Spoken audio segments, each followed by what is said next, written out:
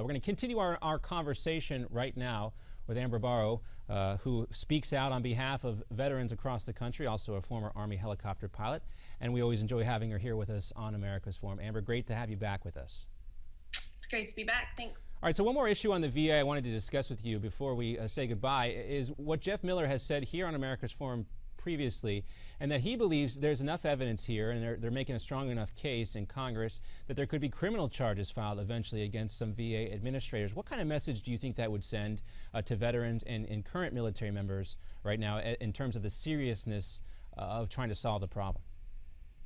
Well, I think that it is a serious situation, and if people acted criminally in these situations, then of course they should be charged with it.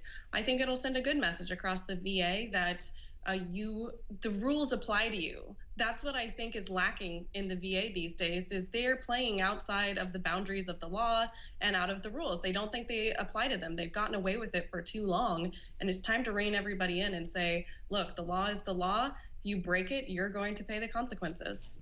All right, with about 45 seconds left to go, quickly before we again say goodbye, I want to get your take. Bo Bergdahl right now, back in active duty. Is this a big topic of discussion among military members right now? Well, it is among military members. I think everyone, the big thing I want to point out here is him returning to active duty is more of an administrative procedure.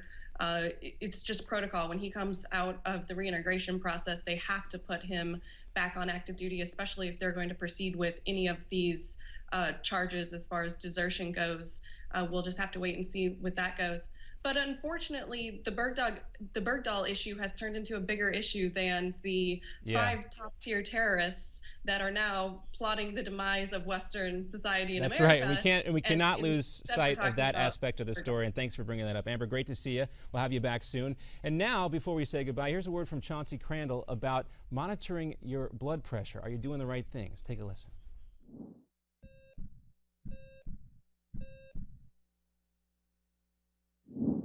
Hello, I'm back this week with this very important question.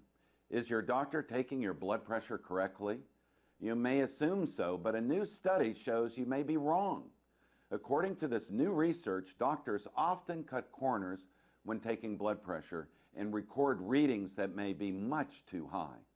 This is important information. First, if your blood pressure reading is wrong, you could be misdiagnosed with high blood pressure and put on powerful drugs for the rest of your life.